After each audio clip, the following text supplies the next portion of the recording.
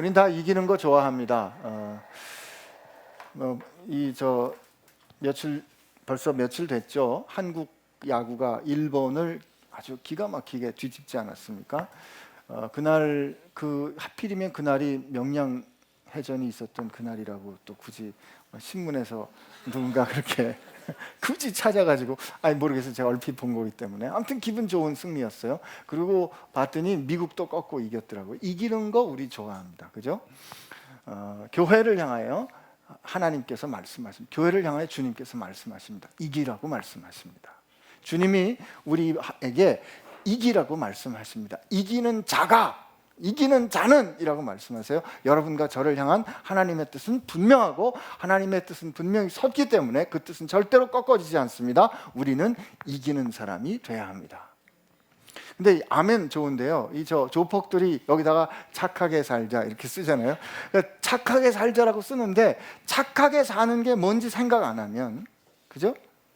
이기는 자가 되는 것인데 이기는 것이 뭔지 생각하지 않으면 그들 방식으로 착하게 살듯이 우리 방식으로 이기는 것으로 생각할 수 있다는 거죠. 사대교회 사람들처럼 그들이 살았다 생각했어요. 그러나 하나님 보실 때 너희가 살았다는 이름은 가졌지만 실상은 죽은 자라는 평가를 받을 수 있는 거예요. 그렇다면 우리가 이 성경 말씀 읽을 때 교회를 향하여 주님께서 하시는 말씀, 이게 이기는 거야 라고 말씀하신 거 우리 기억해야 합니다. 우리가 이기는 자가 되려면 이기는 방법 알아야 돼요. 첫째, 에베소 교회를 향하여 이기는 자는 이라고 말씀하셨잖아요. 그때 이기는 게 뭐예요?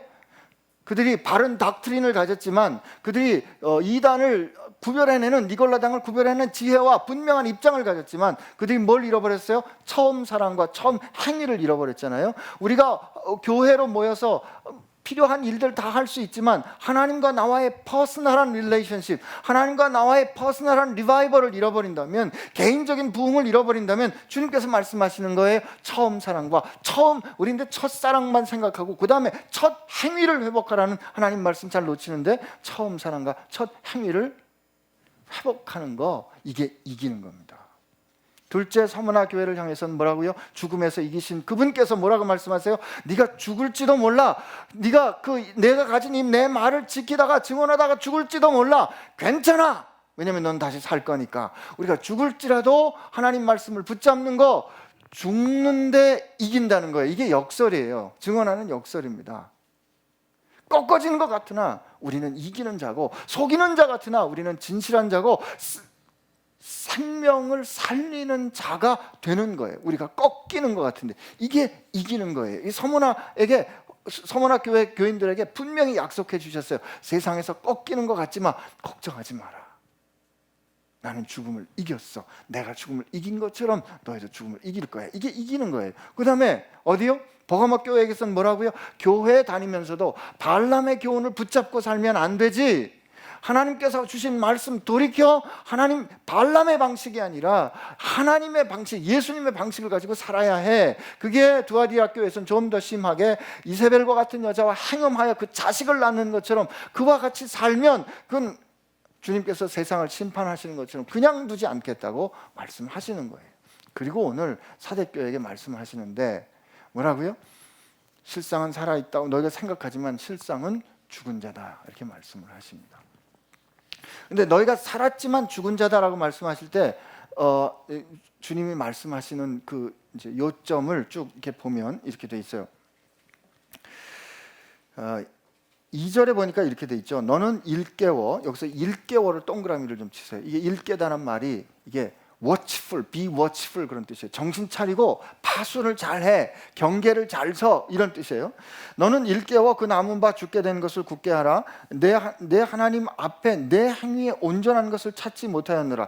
여기 보세요. 하나님 앞에 내 행위가 온전한 것을 찾지 못했다. 이거는 여러분과 제 인생의 실상을 놓고 보면 이건 당연한 거죠. 욥이 일찍이 고백하지 않았습니까? 욥 형님이라고 나올 뻔했어. 우리 다 형님이죠, 그죠? 우리 brothers and sisters in Christ잖아요. 우리 만나면 하여튼 욥 형님이 저 만나면 너 잘 만났어 하고 하실 말씀이 많을 것 같아요. 제가 욥을 굉장히 좋아해가지고. 근데 욥이 여호와께서 인생을 심판하시기로 하신다면 누가 하나님 앞에 설 수 있겠습니까? 라고 말합니다. 우리가 행위로 하나님 앞에 온전할 수가 없어요. 그건 그냥 그게 현실입니다. 여러분과 제가 하나님 앞에 퍼펙트한 거, 온전한 거 절대로 만들어낼 수가 없어요.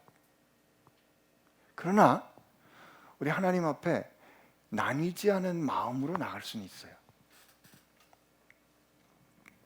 사실 사대교회의 문제가 무엇이었는지 정확하게 잘 드러나 있지는 않습니다. 근데 여기 보면 그러므로 여기 4절에 사대교회의 문제가 뭐였냐면 거꾸로 우리가 유추해 볼 수 있는데 4절에 이렇게 돼 있어요. 그러나 사대에 그 옷을 더럽히지 아니한 자 몇 명이 내게 있어 흰 옷을 입고 나와 함께 다니니 그들은 합당한 자인 연고라. 이렇게 돼 있어요. 그들이 옷을 더럽히지 아니했다. 그 옷을 더럽히지 아니한 사람이 몇 명 있다. 그런 말은 대부분은 그 옷을 더럽혔다는 뜻이지 않습니까? 그죠? 그럼 그 옷을 더럽혔다는 말은 그 다음에 나오는 이 흰 옷, 거룩한 옷, 흰 옷에 관한 거를 하나님께서 주신 그 흰 옷을 더럽힌 것이구나라는 것을 생각하게 해요. 근데 요한계시록의 흰옷에 관한 그 모티프가 계속 나오는데 7장에 보면 14만 4천이 허다한 무리가 하나님 앞에서 찬송을 부르고 서 있는데 거룩한 흰옷을 입고 서 있습니다. 근데 그들이 입고 있는 흰옷은 그 뒤에 보면 계시록 7장 그 뒤에 보면 어린 양 예수의 피로 씻은 옷이에요. 어린 양 예수의 피로 씻은 옷이에요. 근데 그리고 주님께서 말씀하시기를 그렇게 이기는 자는 이와 같이 흰 옷을 입을 것이요 내가 그 이름을 생명책에서 결코 지우지 아니하고 그 이름을 내 아버지 앞과 그의 천사들 앞에서 시인하리라. 귀 있는 자는 성령이 교회들에게 하시는 말씀을 들을지어다. 제가 기도도 귀 있는 자 되게 해주세요 했는데 이게 잘 뭐가 흰 옷인지 말이죠. 우리 흰 옷 근데 오늘 이렇게 뭔지 잘 모를 때 이게 어떤 것인지 잘 모를 때는 여러분 케이스 스터디를 하시면 좋습니다. 이런 증례를 보면 좋아요. 여기 5번이 아니고 5절에 이기는 자는 이와 같이 흰옷을 입을 것이요 내가 그 이름을 생명책에서 결코 지우지 아니하고 그 이름을 내 아버지와 그의 천사들 앞에 시인하리란 요 5절에 있는 이 흰옷과 생명책에 관련된 거로 우리가 생각할 수 있는 옷을 더럽히지 않은 사람으로 생각할 수 있는 좋은 예가 모세예요. 모세는 이 거룩한 흰옷을 입었음에 틀림없습니다. 왜요? 성경이 증언해 줬어요. 마가복음 9장에 보면 예수님께서 산에 올라가십니다. 제자 셋, 예수님하고 제일 잘 따르는 제자 셋, 베드로, 야고보, 요한을 데리고 이 산에 올라가시죠. 산에 올라갔는데 예수님께서 입으신 옷이 이 세상의 그 어떤 방법으로도 희게할 수 없을 것처럼 쉽게 변하여 빛납니다. 그 영광스러운 흰옷을 입은 예수님의 모습이 있는데 그 옆에 누가 나타나요? 엘리야와 누구야? 모세가.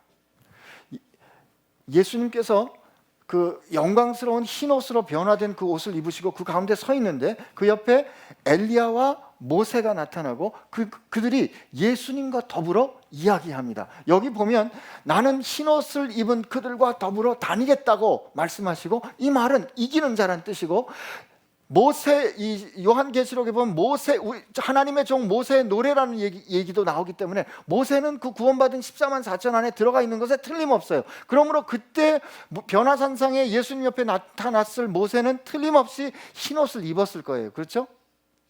그러면 그 모세가 흰옷을 입은 모세가 이 생명책과 관련해서 어떤 모세가 일화가 있었는가?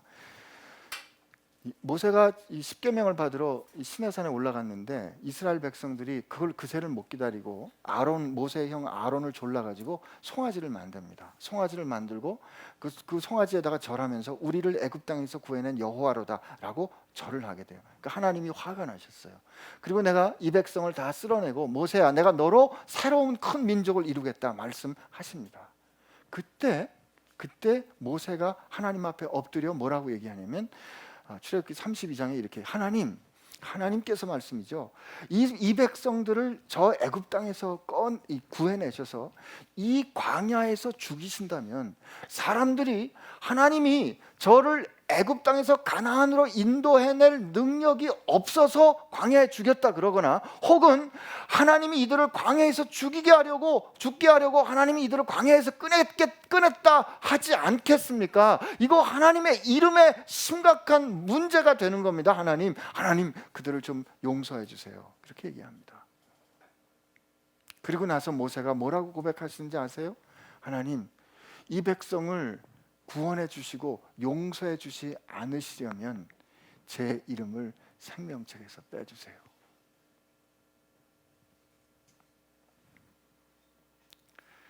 하나님, 지금 잘못은 누가 했어요? 이스라엘 백성이 했죠. 잘못은 이스라엘 백성이 했는데, 하나님 앞에서 모세가 뭐라고 얘기하냐면, 하나님, 이 백성이 여기 이렇게 죽게 되면 하나님의 이름의 명성에 문제가 되는 겁니다. 하나님.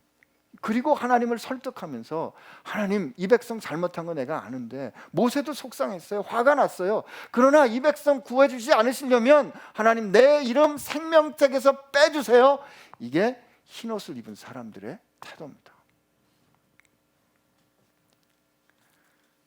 오늘 한국 교회의 모습을 보면, 예수의 이름을 우리가 가지고 예수님의 이름으로 교회 이루어 산다고 하면서도 예수님의 이름을 파는 일은 해도 예수님의 이름의 명성과 예수님의 이름의 존귀함을 우리가 얼마나 귀히 여기는가 한번 생각해 봐야 하지 않겠습니까?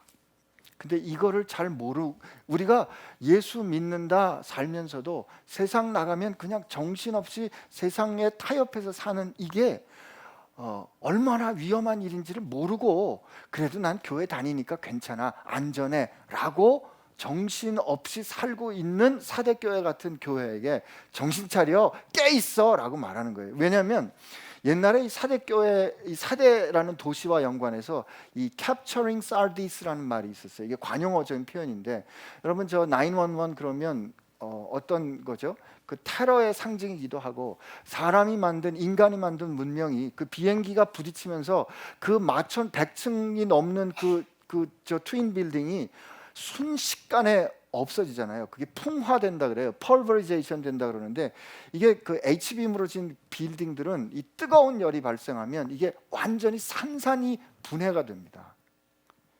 그러니까 그때 저 비행기가 이 여객기가 부딪히면서 그 빌딩이 완전히 그 흔적도 없이 그냥 부서지잖아요.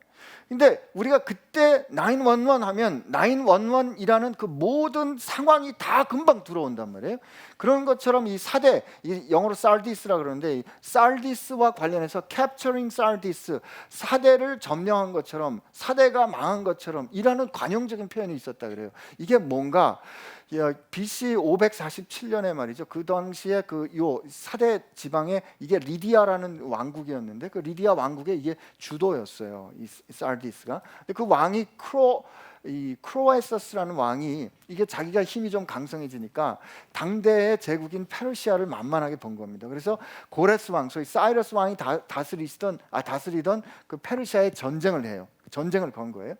전쟁을 하다가 겨울이 되니까 이제 겨울엔 대개 퇴각을 했어요. 그래서 겨울에 자기 그 사대로 돌아오는데, 사르디스 돌아오는데, 이게 남쪽만 이게 길이 통하고 나머지는 산맥으로 둘러 있고 굉장히 높은 요새이기 때문에, 그리고 우리가 성문만 든든히 지키면 괜찮을 거라고 생각을 했어요. 그리고 겨울이니까 대개 전쟁을 쉬니까 고레스가 안 쫓아오겠지라고 생각을 했는데, 이 사이러스가 쫓아온 거예요. 쫓아와 가지고 그 깎아지른 절벽과 같은, 도저히 올라가지 못할 것과 같은 길을 거기를 타고 올라가서 성문을 엽니다. 그리고 보통 그 당시 그 고대 전쟁이란 성이 있으면 성을 둘러싸는 토성을 쌓고, 이게 장기전이에요. 서로. 그래서 이게 이 안에 있는 사람 보급로가 차단이 되면서 1년, 2년을 가면서 이게 전쟁이 망하는 건데, 이 사대 도시가 14일 만에 점령이 됩니다. 예수님께서 내가 도둑같이 이를 거라고 하시는 말씀이 그거예요. 이게 일이 한 번이 아니고 BC 214년, 예수님 오시기 214년에 당시에는 페르시아가 다스리고 있던 거기를 이 안티오코스 2세가 똑같은 방법으로 그레데 사람과 15사람 몇 명을 올려보내가지고 그 절벽을 타고 올라가서 문을 열어가지고 단번에 그 도시를 점령하는 일이 일어나거든요. 이걸 911처럼 고대 사람들이 사대가 망한 것처럼, 사대를 점령한 것처럼 capturing Sardis라는 관용적인 표현이 있었다는 거죠. 오늘 이렇게 우리가 우리 자신에 대해서 정신 차리지 않으면 주님께서 그렇게 오셔서 우리가 그렇게 믿고 의지하는 게 모래성처럼 무너질 수 있다는 거예요. 그러면 우리가 어떻게 흰옷을 입은 모세처럼 정신 차리고 살 수 있는가? 그 방법이 3절에 있는 말씀입니다. 우리 3절 말씀 우리 한번 같이 읽겠습니다. 시작. 그러므로 내가 어떻게 받았으며 어떻게 들었는지 생각하고 지켜 회개하라. 만일 일깨지 아니하면 내가 도둑같이 이르리니 어느 때에 내게 이르는지 내가 알지 못하리라. 여기 예수님께서 지금 워닝 하시잖아요. 근데 그러므로 어떻게 하라고요? 내가 어떻게 받았으며 어떻게 들었는지 생각하라는 겁니다. 교회에 와서 이 예배하고 우리 은혜 받았다라는 표현을 할 때 은혜 받은 건 대개는 이렇죠. 가슴이 뭉클하고 눈물이 왈칵 쏟아지고 하나님이 나를 사랑하는 걸 느끼고 이게 이제 은혜 받았다예요. 은혜 받았다. 그래서 이제 우리 손 들고 결심합니다. 주의 뜻대로 교회되어 살겠습니다. 근데 그 다음에 우리가 생각을 안 해요. 생각을.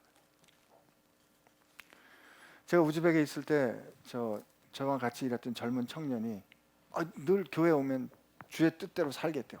그냥 손 들고 주의 뜻대로 살겠대요. 얼마나 귀엽고 이쁩니까? 근데 이 주의 뜻대로 살겠다는 친구가 가가지고 어느 날 우리 이제 병원에 가드로 일을 했는데 선생님 나 다른 기관에 가서 일을 해야 되겠습니다. 다른 선교사가 세운 컴퓨터 센터래요. 그래서 기도했냐? 기도했대요. 기도했대요. 하나님께서 응답해 주신 거 아니에요. 응답 받았다는 거예요. 갔어요. 그럼 가라. 2주 만에 다시 돌아왔어요. 다시 돌아오겠대요. 그래서 야, 너 주님의 응답을 받았다며. 근데 주님의 응답을 받았습니다. 근데 왜 다시 돌아와? 월급이 작아요. 주님의 응답 들어서 갔거든요. 응답 들어서 갔다 그랬어요. 근데 가서 보니까 월급이 작은 거예요. 월급이 작으니까 여기가 돌아와야 되겠다는 거죠. 그때 제가 깨달은 게 있었어요. 난 그 친구가 거짓말했다고는 생각 안 합니다. 하나님의 뜻대로 살고 싶어요. 하나님의 뜻대로 주님 사랑해요. 그러나 하나님의 뜻대로 사는 것이 무엇인지 우리가 생각을 안 하는 거예요. 하나님의 뜻대로 응답받아서 갔다 그랬는데 가보니까 월급이 적어? 그러면 아니지. 이건 일로 와야지 라고 아무 생각 없이 그냥 온 거예요.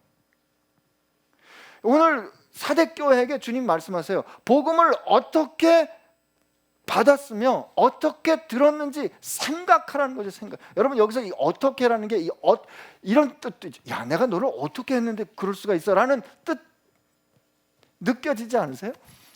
이게 정말 옷을 정말 귀한 옷을 사줬는데 나가자마자 그냥 엎어져가지고 쭉 찢어가지고 왔다 그래봐요. 그러면 우리 입에서 이렇게 툭 튀어나오는 말이 야, 내가 그걸 너 어떻게 샀었는데 그런 것처럼 말이죠. 우리가 복음을 어떻게 받았으며 복음을 어떻게 들었는지 우리가 생각한다면 여러분 제가 이걸 예를 이렇게 드렸지만 사실 오늘 우리가 이 자리에 앉아서 예수님의 이름을 부르고 예수님의 이름을 고백하는 여기 이렇게까지 복음이 우리에게 들리기까지 어떤 일이 일어났어요?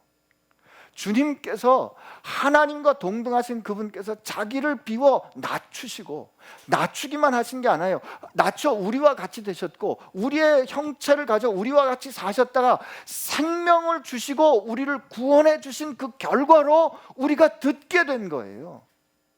여러분과 제가 예수 믿는 사람 됐다. 오늘날 우리가 이 자리에 앉아서 이렇게 베이직 교회를 예배하게 된 게요 1885년 그 전에 한국 땅에 복음을 전하려고 와서 그 대동강변에서 성경 뿌리고 죽었던 사람, 와가지고 복음 전하겠다고 5년 만에 이질로 죽은 사람, 와가지고 몇 달 만에 언어 배우다 죽어가면서도 내게 한 가지 소원이 있다면, 내가 만약 다시 살 수 있는 1000번의 생명이 다시 있다면 그 생명 모두 다 한국 사람에게 주고 싶어요 라고 말했던 사람들의 삶의 고백, 그 사람들의 생명을 나눠준 사랑을 통해서 우리가 들은 거란 말이에요. 그렇게 들은 거를 우리가 생각한다면 말이죠, 어떻게 받았는지 우리가 알고 생각한다면 말이죠. 하나님이 우리를 어떻게 사랑했는지, 그렇게 해서 우리가 어떻게 들었는지를 우리가 기억한다면 말이죠. 우리 이렇게 살 수는 없는 거죠. 근데 우리가 생각 안 하는 겁니다. 생각 안 해요. 우리 생각하는 백성이 돼야 돼요. 생각하고 그래야 깨닫고 지킬 수가 있어요. 감정 가지고는 해결이 안 됩니다. 여러분, 우리가 회개한다, 회심한다는 지정의의 변화가 있어야 돼요. 우리 가슴이 무너지는 아픔이 있어야 돼요. 가슴이 무너지는 아픔과 함께 내가 하나님 앞에 뭘 잘못했는지를 깨달아야죠. 그죠? 깨닫고 그것을 돌이키는 결심이 있을 때 우리가 진짜 회심할 수 있는 거예요. 너희가 어떻게 받았고 어떻게 들었는지 너희가 생각하고 지켜, 그래야 이게 회개하는 겁니다. 이렇게 회개하는 그 자체가 뭐예요? 흰옷 입고 다니는 거예요. 흰옷 입고 다니는 거란 말이죠. 여러분, 이기는 자에게 주는 상이 이거예요. 이기는 자에게 이와 같이 흰옷을 입을 것이요. 여러분, 그 흰옷 예수님께서 한번 이미 보여주셨어요. 제자들에게. 그 흰옷을 제자들이 예수님께서 그 영광과 해같이 빛나는 그 이 세상의 그 어떤 것으로도 희게 할 수 없는 그 옷을 입고 해같이 빛나는 거 보고 제자들이 어떻게 해요? 주님, 나 여기가 좋사오니 여기서 살래요 하는 그 영광의 옷을 우리가 입을 거라는 거예요. 아무도 안 기쁘세요? 네, 그건 그때는 뭐죠? 제일 비싼 브랜드가, 옷 브랜드가 뭐예요 요즘? 뭐 그런 거 다 소용없어요. 하나님 앞에서 하나님께서 친히 우리에게 주신 옷 말이죠. 근데 이 옷이 우리 삶하고 우리 삶의 오늘의 현실하고 어떻게 연결이 되는가? 이 요한계시록 뒤쪽에 가보면 이 어린 양의 혼인잔치가 예비되는데, 그 혼인잔치의 어린 양의 신부로 성도들이 부르심을 받습니다. 그 성도들이 다 세마포를 입고 있는데 그 세마포는 성도들의 옳은 행실이라는 거죠. 어떻게 복음을 들었는지 생각하고 그 복음의 말씀을 지켜 우리가 하나님의 뜻대로 살기로 돌이켜 사는 우리 삶의 궤적이 우리 하나님 앞에서 입을 거룩한 옷입니다. 근데 주님이 그 흰 옷을 우리랑 같이 입고 우리랑 같이 다니신대요. 여러분, 이게 상이에요. 이게 상. 저 안 기쁘신가 봐. 예수님이 우리랑 같이 다니신다니까요. 여러분, 정말 내가 내 표현의 한계를 느끼는데, 제가 내가 제일 높은 사람하고 누구랑 다녀봤지? 기억이 잘 안 나네. 아무튼 뭐 이게 어디 무슨 관공서를 가거나 아니면 하다못해 병원을 가도 말이죠, 의료원장하고 같이 가면 못 갈 데가 없어요. 의료원장하고 같이 가면 이 대접이 달라져요. 예수님하고 같이 간다니까요. 흰 옷을 입고. 여러분, 이게 놀라운 은총 아니겠습니까? 근데 이 빌라델비아 사람, 근데 이제 이렇게 이게 뭐 이런 말씀을 들으면 우리가 모세도 사실은, 모세 선지자도 형님이시죠, 그죠? 모세 형님은 그렇게 사셨지만 저는 그런 소위 그런 이 분량이 안 됩니다. 저는 그 정도가 안 됩니다. 저는 어떻게, 모세는 민족을 이끌었던 사람이고 왕실에서 자랐고 그가 배웠던 거며 그가 했던 그 위대한 일로 생각할 때 저는 도저히 그런 모세와 같은 흰 옷을 입을 칭찬받을 사람이 아닙니다라고 여러분들 생각할까 봐 빌라델비아 교회에게 주님께서 말씀하시는 거예요. 빌라델비아 교회에게, 이 빌라델비아 교회는 주님이 칭찬만 하세요. 칭찬만 하신 교회가 두 개인데, 하나는 서머나 교회고 두 개가 빌라델비아 교회인데, 빌라델비아 교회를 향해서 주님이 뭐라고 말씀하시냐면, 근데 여러분, 사대교회도 그렇고 주님이 우리 행위를 아신다 그래요. 빌라델비아 교회, 이렇게 우리 7절 8절 한번 읽어봅니다. 시작. 빌라델비아 교회 사자에게 편지하라. 거룩하고 진실하사 다윗의 열쇠를 가지시니 곧 열면 닫을 사람이 없고 닫으면 열 사람이 없는 그가 이르시되, 볼지어다 내가 내 앞에 열린 문을 두었으되 능히 닫을 사람이 없으리라. 내가 내 행위를 아노니 내가 작은 능력을 가지고서도 내 말을 지키며 내 이름을 배반하지 아니하였도다. 아멘. 여기 거룩하고 진실하사, 이걸 한마디로 아멘이시오예요. 아멘이, 저 계시록에도 그 표현이 동일하게 나오는데 아멘이시오. 그리고 다윗의 열쇠를 가지시니 곧 열면 닫을 사람이 없고 닫으면 열 사람이 없다. 저는 이거를 읽을 때 마태복음 5장이 생각이 났어요. 마태복음 5장에 주님이 이렇게 말씀하시잖아요. 주님이 또 산에 오르사 거기 이렇게 딱 앉으세요. 이게 미가의 예언을 성취하시는 게 산에 오르사 앉으셔서 새 말씀을 선포하세요. 그때 마음이 가난, 심령이 가난한 자는 복이 있나니 천국이 저희 것이다. 하나님의 나라가 저기 것이다 라고 선언하시는 분은 누가 하나님의 나라에 들어갈지를 결정할 수 있는 권세를 가지셨다는 뜻이에요. 하나님의 나라에 누가 들어간다는 누가 결정한다? 하나님이 결정하시죠. 하나님의 나라를 들어가도록 주님께서, 누가 하나님의 나라가 들어가? 마음이 가난한 사람이 하나님에 들어가. 의를 위하여 핍박을 받는 사람, 그 다음에 보면 나 때문에 핍박과 어려움을 받는 사람, 그들에게 천국이 그들의 것이야. 그러므로 그들이 복이 있어 라고 말씀하시는 그 예수님의 말씀은 누구에게 천국의 문이 열렸는가를 말씀해 주시는 거죠. 내가 문을 열면 닫을 사람이 없고 닫으면 열 사람이 없어. 그래서 예수님께서 내가 곧 길이라고 말씀하시는 거죠. 아버지께로 갈 수 있는 유일한 문은 누구다? 예수님이신 거예요. 근데 그 예수님이 오늘 빌라델비아 교회에게, 얘들아 내가 너희 행위를 알아. I know you예요. I know what you did. 네가 뭘 했는지를 알아 라고 말씀하시는데, 뭐라고 그러면서 하시는 말씀이 적은 능력으로.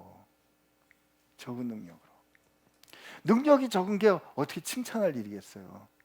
적은 능력으로, 네가 적은 능력으로라는 적은 능력을 가지고서 이 여러 주석가들이 능력이 적다, 이것을 예수님께서 보통은 꾸중하시는 거로 볼 수 있는데, 어느 누구도 능력이 적은 거를 예수님께서 꾸중하셨다 이렇게 주석한 분들이 없어요. 물론 제가 다 찾아본 건 아니지만 그렇게 했다라고 말씀하시는 어느 분의 주석을 제가 본 거예요. 이건 꾸중하시는 게 아니에요. 우리 상황을 아시는 거죠. 네가 능력이 적어. 네가 할 수 있는 일이 굉장히 작아. 그런데 네가 할 수 있는 적은 능력으로 말이야, 내 이름과 뭐라고요? 내 말을 지키고 내 이름을 배반하지 않았다는 거예요. 근데 예수님이 뭐라고 거기에 답을 해주시냐면, 보라, 사단의 회당 곧 자칭 유대인이라 하나 그렇지 아니하고 거짓말하는 자들 중에서 몇을 내게 주어 그들로 와서 내 발 앞에 절하게 하고 내가 너를 사랑하는 줄 알게 하리라. 이 말씀은 사실 두 가지로 해석할 수 있는데, 첫째는 하나님께서 너희를 핍박하던 그 유대인들 중에 그들이 회심해서 다시 돌아오게 하리라 라는 말씀으로 해석할 수 있어요. 근데 또 비슷한 말씀 하나 볼 수 있는데, 그게 이사야 60장에 있는 말씀인데 제가 그냥 읽어드릴게요. 이사야 60장에 보면 이렇게 돼 있어요. 14절부터 너를 괴롭히던 자의 자손이 몸을 굽혀 내게 나아오며 너를 멸시하던 모든 자가 내 발 앞에 엎드려 너를 일컬어 여호와의 성읍이라 이스라엘의 거룩한 이의 시온이라 하리라. 전에는 내가 버림을 당하며 미움을 당하였으므로 내게로 가는 자가 없었으나 이제는 내가 너를 영원히 아름다움과 대대 기쁨이 되게 하리니 내가 이방 나라의 젖을 빨며 뭇 왕의 젖을 빨고 나 여호와는 내 구원자 내 구속자 야곱의 전능자인 줄 알리라 라고 이스라엘에게 말씀하시는 거예요. 지금 적은 능력으로 살기 때문에 그 다음에 보면 10절에 내가 나의 인내의 말씀을 지켰다 그랬거든요. 인내의 말씀을 지켰다는 말은 저는 이렇게 느껴져요. 여러분, 우리가 하나님께서 말씀을 주셨는데 그 말씀이 말씀대로 착착 이루어지면 인내할 필요가 있어요, 없어요?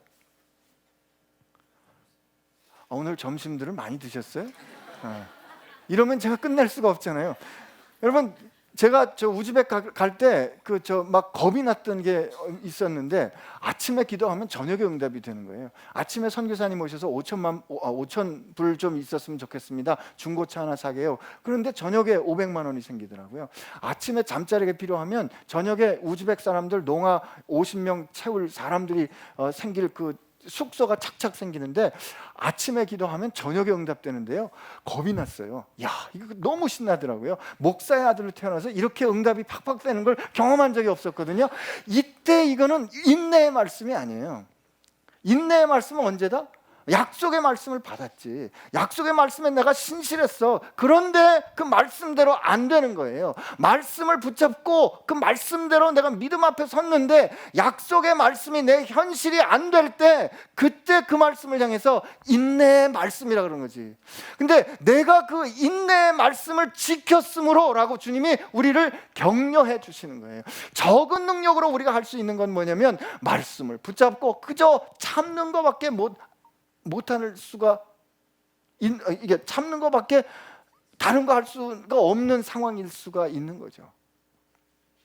우리는 작고 우리 상대는 큰데 말이에요. 그런데 주님 뭐라고요? 자칭 유대인이라 하는 너희를 핍박하던 그 머저리티가, 그 줄 중에 일부가 와서 너희 앞에 와서 무릎을 꿇고 절하게 될 거야. 그리고 그들이 내가 너를 사랑하는 걸 그들이 알게 될 거야. 이게 얼마나 굉장한 역전이에요. 그죠? 구해말 역전이 이런 게 어디 있어요? 이게 우리를 향한 주님의 약속이라는 거죠. 그리고 주님이 우리가 뭐라고요? 너희로 하여금, 이렇게 내 이름을 지킨 너희로 하여금 내 하나님의 성전의 기둥이 되게 하겠대요. 근데 그 내 하나님의 성전의 기둥, 근데 마지막 요한계시록 뒤쪽에 보면 새 예루살렘 성이 내려오는데 거기는 성전이 없습니다. 그러므로 이 내 하나님의 성전의 기둥이 되게 하리라 하시는 말씀은, 여러분, 그 건물이 기둥이 없으면 건물이 안 섭니다. 그죠? 그러므로 너희가 그 적은 믿음을 가지고 인내의 말씀을 지킨 너희들의 삶을 절대로 하나님의 성전에선 없어서는 안 될 귀중한 존재가 되는 것으로 여겨주시겠다는 말이에요. 감사하지가 않으신 모양이네. 그래서 여러분 여기에 그리고 그 기둥에다가 예수님의 이름을 써주시고 그 새 예루살렘 성에 이름을 써준다 그랬는데, 그 새 예루살렘 성의 이름은 에스겔을 통해서 하나님이 미리 말씀해 주셨어요. 에스겔서 제일 마지막 장 마지막 절에 하나님의 새 예루살렘 성에 내려오는데 거기에 여호와 샴마라고 적혀 있습니다. 여호와 샴마, 그 말은 무슨 뜻이죠? 여호와께서 거기 계시다. 여러분, 주님께서 우리에게, 근데 제가 오늘 예배하기 전에 우리 슬기 형제랑 이거에 대해서 잠깐 말씀을 나눴는데, 이 말씀은 말이죠, 우리가 이 다음에 하나님 나라 갔을 때 그때 주실 축복이다? 아닙니다. 지금 우리는 뭐로 살아요? 예수를 믿는, 예수를 따르는 그리스도인으로 살잖아요. 크리스찬이라는 이라는 이름은 작은 그리스도라는 뜻이에요. 여러분,